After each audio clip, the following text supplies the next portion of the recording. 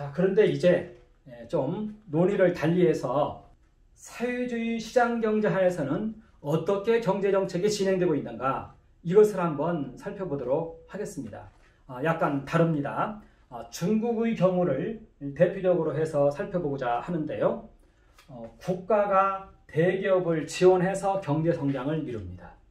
자, 그런데 이때 중국에 있는 대기업 100대 기업 중에서 90%는 국유기업입니다. 중국 정부가 지분을 다 가지고 있습니다. 70% 정도를 가지고 있습니다. 그러니까 중국에 있는 대기업은 거의 국가 소유라고 봐도 됩니다. 그래서 사회주의 시장경제라고 하는 것입니다. 그리고 여전히 이렇게 국유기업의 비중을 확장시키는 가운데 있습니다. 이 속도를 늦추지 않고 있습니다. 여전히 국유기업을 확장시키는 그런 가운데 있는 것입니다. 이번에 시진핑이 이제 7대 신산업을 발표했습니다. 여기에 이제 정부 지출을 또 어마어마하게 투자해서 경제를 일으킨다, 이러한 것이고, 이러한 신산업은 모든 유익은 이제 이 100대 기업으로 다 이제 가게 되겠죠.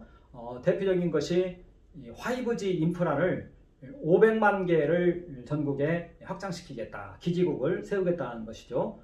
그리고 도시 고속철을 개설하고 지하철을 열어서 농민공들이 대거 취업할 수 있는 그러한 길을 열겠다. 세 번째는 특고압 설비에 투자를 해서 서부 쪽에 있는 전기가 동부 연안 쪽으로 이렇게 송출될 수 있도록 특고압 설비를 하겠다. 그리고 자동차, 전기차 관련해서 충전소를 전국에 깔겠다. 빅데이터에 투자를 하겠다. 인공지능에 투자하겠다. 공업 인터넷에 투자하겠다. 이렇게 해서 7대 신산업을 발표하고 추진하는 가운데 있습니다. 그런데 중국의 하나의 특성은요, 자체 기술이 있는 것은 아니다는 것입니다. 예를 들면 중국에서 가장 선두주자로 화웨이를 꼽을 수가 있습니다. 반도체 분야인데요. 이 화웨이가 이 반도체 기술이 미국에 있는 기술입니다. 그래서 이번에 미국에서는 이 반도체 공급을 지금 차단하고 있습니다. 그래서 이 화웨이가 큰 경영상의 위기에 지금 직면해 있습니다. 그리고 이 반도체 기술은 이렇게 쉽게 몇 년 사이에 따라잡을 수 있는 기술이 아닙니다. 약 20년 정도 뒤져 있다, 이렇게 말을 하고 있는데요. 아무리 이것을 국산화로 대체하려고 하더라도 이것은 쉽지 않다, 이렇게들 많은 사람들이 이야기하고 있고, 이것이 어떻게 될 것인지는 이제 두고 봐야 될 것 같습니다. 무엇 때문에 이 얘기를 했냐면은 중국에서는 이 사회주의 시장 경제에서는 자체 기술들이 아닙니다. 전부 외국 회사들이 와서 이전해 준 기술들입니다. 그러니까 숙주 경제입니다. 기생 경제입니다. 그래서 화웨이 같은 이러한 이 원천 기술에서 이렇게 하자를 나타내는 것입니다. 이러한 기능이 없습니다. 경제 성장의 원리에 대한 이러한 기능이 없습니다. 자체 기술이 아닙니다. 이미 다른 데 있는 기술을 가져다가 여기에 인구라는 강점을 이용해서 여기에서 부가가치를 창출하는 것입니다. 중국에서 이 인구 빼면 아무것도 없습니다. 그런데 이 인구가 있으니까 이러한 행위가 그나마 용인이 됐던 것입니다. 그런데 요즘은 또 중국에서도 요소 생산성이 떨어져서 이제 전통 산업에 있어서는 많은 한계가 오지 않았느냐, 이렇게들 얘기를 하고 있습니다. 중국의 경제 성장률이 이제 한 6%대인데요. 요소 생산성이 떨어졌기 때문에 이건 더 떨어질 수 있다, 이렇게 이제 보고 있는 것입니다. 그러니까 이러한 한계를 지니고 있습니다. 사회주의 시장 경제는 이러한 경제 성장의 원리를 쫓아서 나온 기술들이 아니기 때문에 자체적인 기술들이 아니다는 것입니다. 그것은 숙주 경제입니다. 기생 경제입니다. 그리고 사회주의 시장 경제의 가장 큰 문제는 공산당원들의 부패 문제입니다. 중국의 경우에 전부 국유기업입니다. 국유기업과 국영기업은 차이가 있는데요. 국유기업은 국가가 소유만 하고 경영은 자체적으로 맡긴 것입니다. 국영기업은 경영까지 함께하는 것을 말합니다.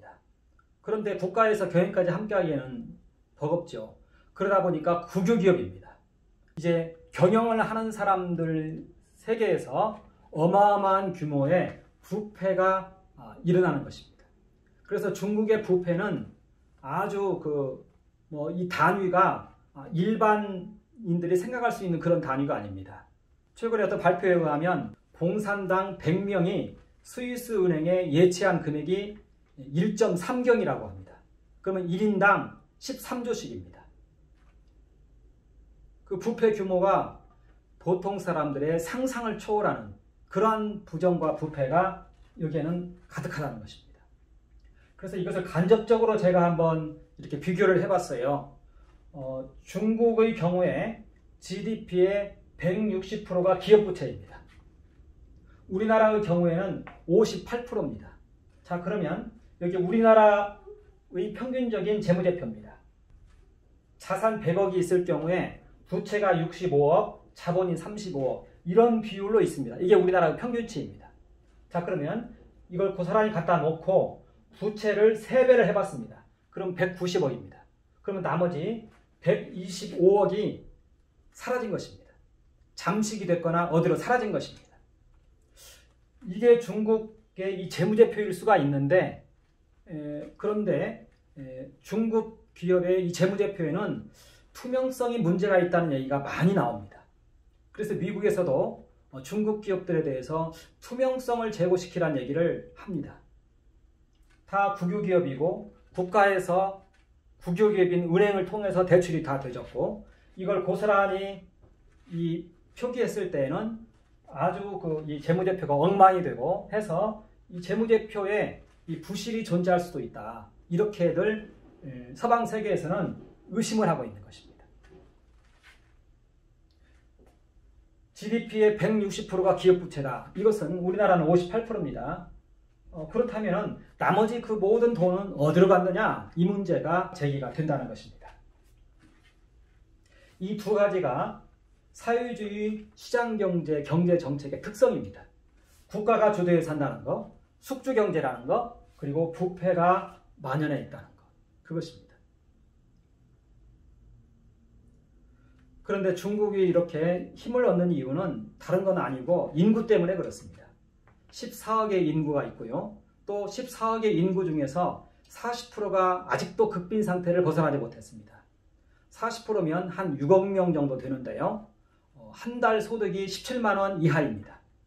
그러니까 아직도 그렇게 극빈 상태에 있는 사람들이 있고 또 이 사람들을 도시로 끌어내서 산업에 투여를 하면 낮은 인건비로 계속해서 공급을 할 수 있기 때문에 중국 경제가 사실은 이 인구 바라보고 이렇게 이제 버티는 그런 가운데 있는 것이죠. 자, 그런데 이 또 하나의 사회주의 시장경제, 경제정책의 특성 하나는 공산당의 이 비전에 문제가 있다는 것입니다. 자, 보면은요.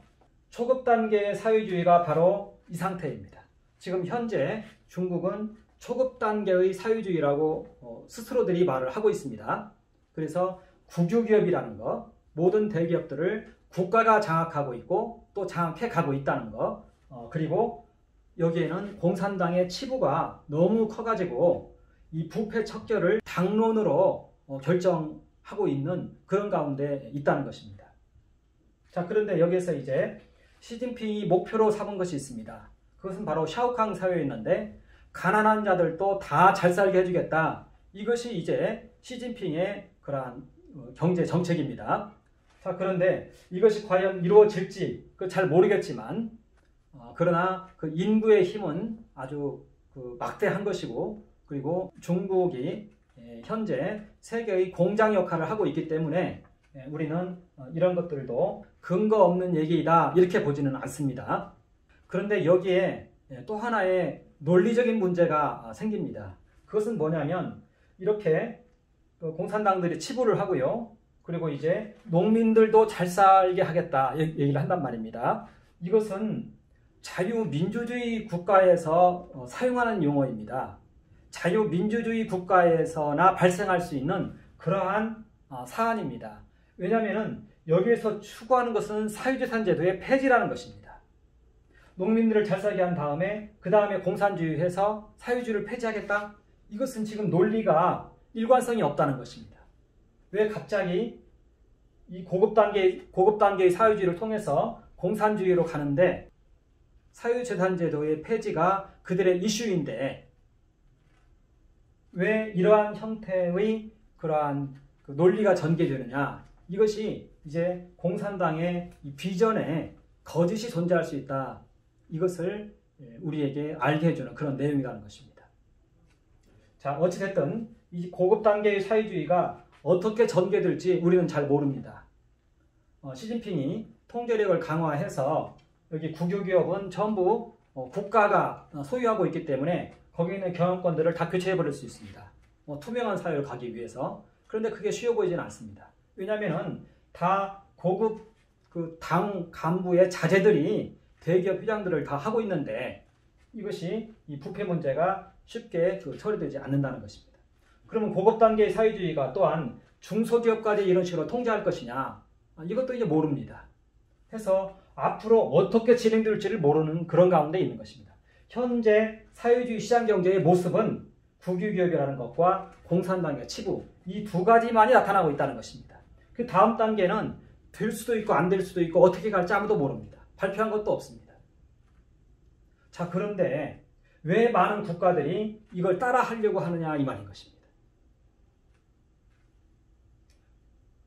왜 많은 국가들이 이것을 따라 하려 하고 이리로 가려고 하는 이유가 무엇이냐는 것입니다. 지금 보이는 것이 없는데, 보여지는 것은 이것밖에 없는데 왜 사회주의 시장경제를 추구하느냐 이것입니다. 이것이 사회주의 시장경제의 경제정책이 되겠습니다. 자, 그 다음에 이제 우리는 하나를 좀 더 보려고 합니다. 총 생산의 구성과 기업 구조 이렇게 되어 있는데 사실은 여기에 실질적인 제목은 사회주의 혁명 가능성에 대해서 한번 살펴보고자 하는 것입니다. 사회주의 혁명은 어떻게 일어나는가? 오늘날의 사회주의 혁명의 방법은 무엇인가? 그것을 보려고 한다는 것입니다. 만약에 세계 각국에서 사회주의 혁명이 일어난다면 이런 형태로 일어날 것입니다. 이게 유일한 방법입니다. 다른 방법은 존재하지 않습니다. 해서 사회주의 혁명의 방법이 무엇인지를 우리는 이해함을 통해서 우리는 여기에 대한 판단을 정확하게 하고자 한다는 것입니다. 먼저 우리는 총생산의 구성과 기업의 구조를 한번 살펴보도록 하겠습니다. 우리나라의 경우에 제조업이 27.8%가 됩니다. 532조이고요. 서비스업이 62.4%고 1197조, 그리고 기타 이렇게 있습니다. 그래서 2019년 GDP는 1919조입니다. 자, 그런데 여기에서 제조업을 한번 보겠습니다. 삼성의 경우에 삼성전자 단독 매출이 153조입니다. 그리고 연결까지 하면은 235조입니다. 현대자동차가 49조고요. 또 그 연결까지 하면은 105조입니다. SK가 하이닉스가 25조이고 연결까지 하면 100조입니다. 자, 이렇게 되는데 여기에서 부가가치하고 GDP는 부가가치를 더한 것입니다. 그러나 매출하고는 다릅니다. GDP하고 매출하고는 다릅니다. 그런데 이 매출 안에는 여기에 납품한 회사들이 다 포함되기 때문에 부가가치에 영향을 미치는 것은 153조입니다. 그렇기 때문에 이것과 이 GDP를 비교해도 괜찮다는 것입니다. 삼성이 153조는 삼성의 부가가치가 153조는 아니에요. 여기에서 뭐 다른 하청사로부터 물건을 받고 한까지 다 합쳤을 때 153조라는 것입니다. 그렇기 때문에 삼성 매출과 이 GDP를 비교해도 괜찮다는 것입니다. 그렇게 했을 때 이 단독으로의 매출이 227조입니다. 그러면은 제조업 매출의 절반 정도를 차지합니다. 연결까지 하면 이보다 훨씬 더 크고요. 근데 연결 중에서는 해외가 많이 있습니다. 그래서 이것만 놓고 봐도 그렇습니다. 했을 때 절반 정도를 차지합니다. 그래서 만약에 이 세 회사를 장악을 해버리면 한국에 있는 제조업체는 다 장악한 것이 되는 것입니다. 50% 이상이 국유화된 것입니다. 이렇게 이것을 알고 있으면 되는 것입니다. 그래서 모든 제조업체를 다 국유화시키는 것은 아니에요. 그건 고급 단계로 가고 공산주의로 가면은 그렇게 하는데 초급 단계에서는 그렇게 하지 않아요. 여기 3개만 국유화시키면 되는 거예요. 그리고 서비스업은 큰 회사들이 없습니다. 여기는 금융기관 10개만 잡으면 다 잡힙니다. 사상 100조 넘는 금융기관이 약 20여 개가 되는 것으로 추정이 되는데 이게 되는 것입니다. 러시아의 경우에 이렇게 가즈프롬하고 6개, 7개를 중앙행정부에서 행정관료가 운영하고 있습니다. 또 로스네프츠하고 또 6개 회사, 이것은 크렘린에서 관리하고 있습니다. 14개 정도인데요. 그러면 러시아 전체를 다 국유화한 거예요. 물론 중소기업들은 그냥 놔둡니다. 초급 단계에서는 놔둬요. 고급 단계는 어떻게 될지 몰라요. 이렇게 되어집니다. 그래서 우리나라의 경우에도 10개 정도만 국유화하면은 나라 전체가 초급 단계의 사회주의로 진입할 수 있게 되는 것입니다. 그 정부가 좌파 정부일 경우에 그렇다는 겁니다. 초급 단계로의 사회주의로 진입할 수 있다는 것입니다. 자, 그런데 이 모든 상장되어 있는 회사들의 시가총액이 우리나라의 경우에 1600조입니다. 그리고 우리나라의 국민연금이 작년 말 기준으로 700조입니다. 43.75%입니다. 우리나라 국민연금은 대체로 우리 국내의 주식과 채권, 그리고 해외의 주식과 채권, 그리고 기타 약관, 대체자산으로 그 정도로 분류가 되어 있습니다. 그러니까 국내 주식시장으로 편성되어 있는 게 한 17% 정도 될 겁니다. 그것밖에 안 돼요. 포션이 17%의 포션을 가지고 우리 국내 기업에 투자를 하고 있는데 그것만 해도 삼성전자의 11%를 가지고 있습니다. 이런데 다 10% 이상 다 가지고 있어요. 이렇게 큰 대기업 중에 13개 정도를 11% 이상 다 가지고 있습니다. 대주주 지분이 20%입니다. 절반 정도를 가지고 있는 것이죠. 여기서 조금만 더 그냥 사면 돼요. 그러면 최대주주가 되는 거예요. 그런데 여기에 대해서 아무런 제약이 없다는 것입니다. 국민연금 기금운용본부가 있는데요. 여기에서 그 직원 6명이 이것을 관리하는 것이에요. 그리고 물론 위원들이, 외부에 있는 위원들이 있어서 총 20명이 있습니다. 그런데 그들은 전부 독립성이 있는 사람들이 아니에요. 독립성이 있는 사람들이 아니고 어떤 책임을 질 수 있는 사람들도 아니에요. 그러니까 국민연금 700조가 그냥 방치된 상태로 있다고 볼 수도 있다는 것입니다.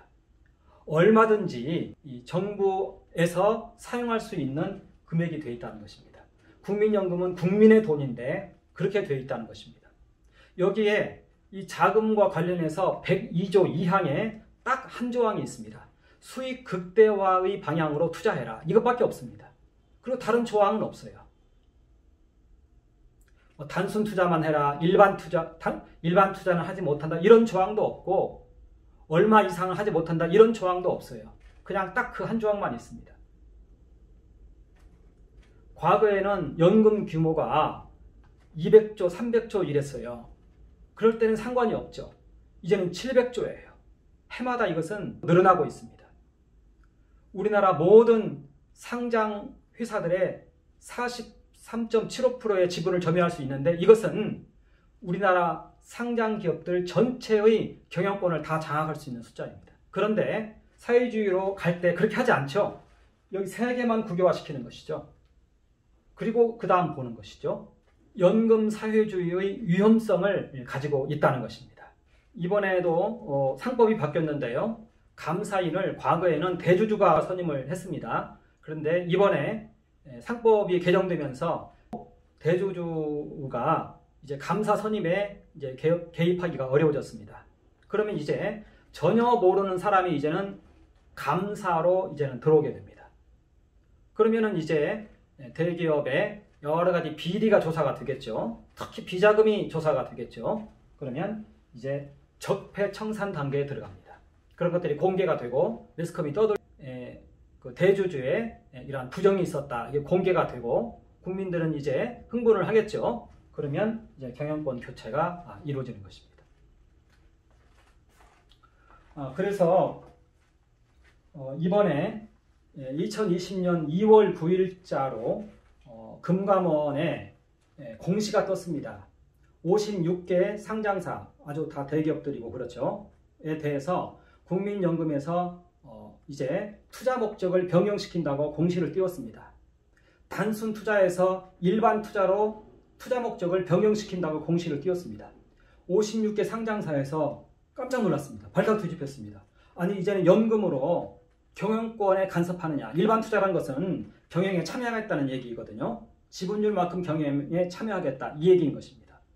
깜짝 놀랐습니다. 삼성이나 이런 데만 하더라도 대주주가 21.2% 가지고 있고요. 연금이 한 11% 됩니다. 그러면은 이게 도대체 어떻게 된 것이냐. 56개 회사가 깜짝 놀란 것입니다. 여기에는 위헌의 그러한 위험이 있다는 것입니다. 이렇게 연금을 통해서 국가 자본주의 혹은 사회주의 시장 경제로 전환할 수 있는 그러한 위험성이 있는데 이것은 헌법에 위배되는 것이죠. 우리나라 헌법은 자유민주주의 시장경제입니다. 그런데 여기에서 사회주의 시장경제로 정체성이 바뀔 수 있는 그러한 요소를 담고 있는데 그러한 행위를 했을 수 있다는 것입니다. 그러한 행위로 이것은 오해받을 수 있다는 것입니다. 그래서 이제 이 국민연금법 102조 2항에는 분명한 수정이 필요하다는 것입니다. 이제 경제 환경이 바뀌었습니다. 과거에 200조, 300조 국민연금에서 지금은 700조에 이르기 때문에 이제는 이 경제 현상을 반영을 해서 국민연금법 102조 2항을 개정을 해야 된다는 것입니다. 그리고 금감원에서 공시한 이런 내용들에 대해서는 위헌 소송을 해야 되는 것이고요. 이러한 것에 대해서는 가처분 소송을 해야 되는 것이고 이러한 것들을 결정한 사람들에 대해서도 모종의 조치는 취해져야 된다. 이렇게 보여진다는 것입니다. 그리고 이번에 공정경제 3법이 지금 계류 중에 있는데요. 이 3법이 아주 지금 문제가 많이 있습니다. 여기 상법 개정에서는 이 감사인 선임법이 지금 바뀌고 있고요. 이제는 대주주가 선임을 못하고 이제는 전혀 제3자가 감사로 이제 들어올 수 있게 되어 있습니다. 그러면 이제 대기업의 장부 하나하나를 다 뒤져볼 수 있는 그런 가운데 있는 것이죠. 상법이 그렇게 바뀌었습니다. 또 하나는 공정거래법인데요. 보험업법을 먼저 봐야 됩니다. 보험업법이 이제 바뀌고 있는데요. 그것은 이 보험업법이 바뀌면 삼성에서는 삼성생명에서 지금 8.18%인지 지분을 가지고 있습니다. 여기에서 5.18%를 이제는 매각을 해야 되는 것입니다. 그럼 삼성 입장에서는 21%의 지분이 이제는 15%로 떨어지는 그런 가운데 있습니다. 여기에 대해서 일부 전문가들이 볼 때 그렇다면 그 5%를 삼성물산에다 매각하면 되겠구나 이렇게 말을 합니다. 그리고 삼성물산에서는 이제 삼성바이오 주식을 한 43%가량 가지고 있는데 이걸 처분하면 한 22조 됩니다. 이것을 사면 되겠구나 이렇게들 다들 생각을 하고 있었습니다. 그러고 있는데 이번에 공정거래법을 또 바꿔버렸습니다. 공정거래법에는 삼성물산이 그렇게 되면 지주회사가 됩니다. 그러면 지주회사는 30% 이상을 소유를 해야 된다고 공정거래법에서 바꿔버렸습니다. 이번에 이것이 개정이 들어갑니다. 그러면 이제 삼성생명의 지분을 삼성물산이 구매를 할 때 그것만 구매해서는 안 됩니다. 11%를 더 구매해야 됩니다. 그런데 돈이 어디 있습니까? 지금 이 공정거래법을 바꾸어서 지주회사가 20% 지분만 소유하면 됐는데 이걸 30%로 바꿔버렸습니다. 그래서 이제 삼성물산에서 삼성보험에 있는 그 지분을 받을 때에는 그것만 받으면 안 됩니다. 11%를 더 사야 됩니다. 그러면은 못 사는 것이죠. 지금 이렇게 지금 법이 바뀌고 있는 가운데 있습니다. 그래서 이것은 10월 5일자 문화일보에 잘 나타나 있습니다. 그러면서 그 기자는 하는 얘기가 그러면은 이 삼성이 이것을 어떻게 할 것인가 겹겹이 돌려 쌓여 있구나 이렇게 말을 하면서 미국으로의 이전밖에 답이 없지 않느냐라는 식으로 얘기를 좀 하고 있습니다. 그러면은 이것은 우리나라 경제에 큰 손실이 되는 것이겠죠. 그런데 우리가 가장 우려하는 것은 연금 사회주의입니다. 사회주의 시장경제로 바뀌어버린다는 것입니다. 나라의 정체성이 국민 투표도 없이 자유주의 시장경제에서 사회주의 시장경제로 바뀐다는 것입니다. 그리고 이제 그 다음 단계의 사회주의가 진행이 되겠죠. 이것을 가리켜서 초급 단계의 사회주의라고 그러는데 그 다음에 고급 단계의 사회주의가 우리가 무엇인지는 모르지만 그런 방향으로 또 진행이 되겠죠. 이것을 우려하고 있다는 것입니다. 나라의 정체성이 국민 투표도 없이 바뀌어버릴 수 있는 이러한 가능성에 대해서 많은 사람들이 우려를 하고 있는 그런 가운데 있다는 것입니다. 얘기가 이렇게 옆으로 많이 확장되어서 설명이 되졌는데요.